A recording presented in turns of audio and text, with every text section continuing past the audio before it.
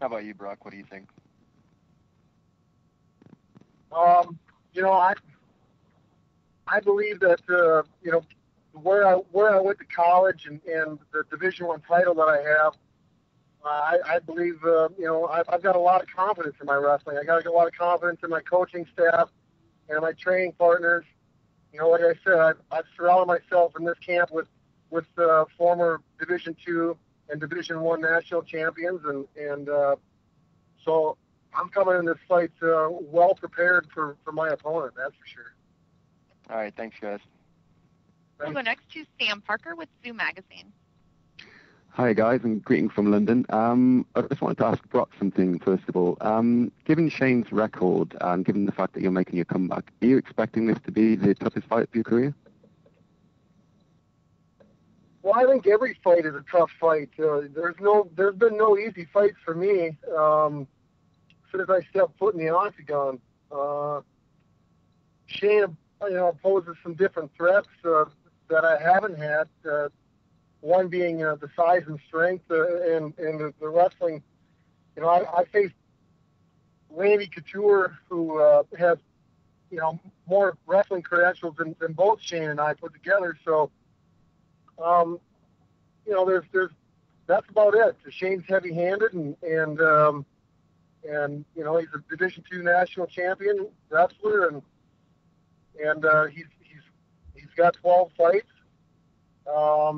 I took a different route. I got thrown to the wolves right away, where Shane's been able to get out and cut his teeth a little bit, and where I was thrown into the cage right away, and had to fight, had big fights right away. So every fight's a big fight. It's whether or not if you're prepared for them or not, and I believe that I am. Okay. A lot of people say that you're similar fighters in terms of background and size and so forth. What is it that's going to give you the edge when you get into the octagon, do you think? Give me the edge? Yeah. Well, I got to go back to my athleticism and understand that that the things that I've accomplished in my life, and I don't get nervous for these things anymore. I've been around the block a few times, been in the spotlight, been main event on a lot of pay-per-views now. So I mean, it's just I'm excited to get in there again and be a part of it. So as far as the cutting edge and you get what you put into it, and I put my heart and soul and my whole life into this training camp, and you just got to go in and hope for the best, and I'm very confident that I'm going to win that night. Okay. And the same question to you, Shane, really, just what is it that you think is going to give you that edge over Brock when it comes to the fight? I've got that never quit attitude, a lot of heart and determination, and you know what, I love to get in there, and I like to bang, and I like to fight it, and this is what I enjoy to do, and this is what I love to do, and I'm passionate about it. And when you get in there, that's how you see how I fight. I'm not looking to eke out decisions or anything. I want to get in there and I want to fight. And that's just my mentality and my attitude. I think I'm right in saying that you've described it as your sort of destiny to face Brock. Do you feel like this is the ideal time for the fight to happen for you personally? Yeah, absolutely. I think it's a great time. I'm just I'm happy that the UFC was able to put it together for us again, and that especially happy that Brock was able to come back from his sickness and especially be healthy and therefore his family, but especially being able to be able to fight. It's a challenge that I look forward to. Okay. One more question for you, Shane, and then I'll let somebody else have a go. I understand you've got the biggest fists in the UFC. I was just wondering how big they are. I don't know really what size they are or if they're the biggest. That's just what everybody proclaims. It's kind of an odd thing that I'm known for, I guess. Okay. Great. Thanks very much, guys, and good luck. Your next question comes from Fernanda Prates with Journal of Brazil. Hi, hello. Actually, recently Dana White has stated that he has pretty much pulled the plug on the whole Fedor negotiation. It's not possible. It's not going to happen. And recently, Fedor himself said that he is thinking about retiring after this fight as the greatest of all times. How do you, like both of you, because we don't really know who's going to be champ after this, personally feel about not ever having the opportunity to fight Fedor, who is considered to be the all-time best heavyweight? Shane, you can go first. I think it's unfortunate that he didn't join the UFC, but I'm not concerned with anything that Fedor is doing right now. I got Brock ahead of me, and that's all I'm focused on. And the UFC is, like I said, it's the NFL of mixed martial arts, and it's the best of the best. Okay, thank you very much. Brock? Uh, good for Fedor. I hope he does retire. He's the greatest champion of all time. Okay, The greatest champion ever of all time in his own little world. Good for him. okay. Do you think you could beat him? Absolutely. I can beat anybody.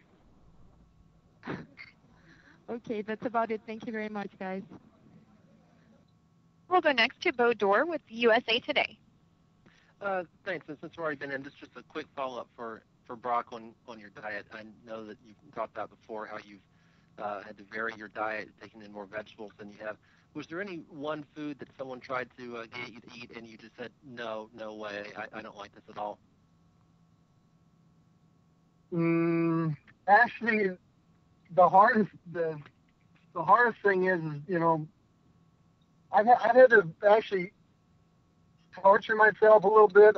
Eat something that wasn't good for me, and then my stomach didn't agree with me, and so then I had to really learn the hard way, because it's just one of those things. It's really simple. I've taken, gotten rid of a lot of bad things in my diet. The four food groups basically is kind of a hoax.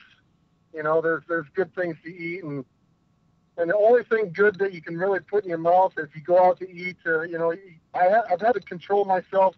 I used to like to go out and enjoy myself and whatnot, but then I don't know what's being put in my food. There's lots of sugar, lots of sodium, all these other things, preservatives. So now we just stay at home, and I'm able to control what I put in my mouth, and I know what I can eat and what I can't eat. So it became really simple. Have you been approached by a lot of fitness magazines, asking you to come on the cover and give the Brock Lesnar diet or anything like that? No, I'm not. I do what works for me, and this is how I feel good. Everybody's got their own way of lifting weights, their own way of training. I do what works for me, and I don't care about anybody else. All right, thanks. We'll go next to Scott Fife with Sunday Post Scotland. Thanks very much. I've got a question for Brock. Brock, was there any aspect of while you main evented for WWE that you use for situations like July the 3rd now?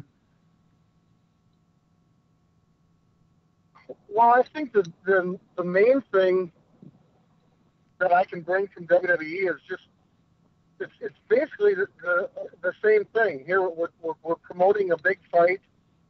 I was involved in sports entertainment, and this is sports, and entertainment. So the main difference is this is real, and WWE wasn't.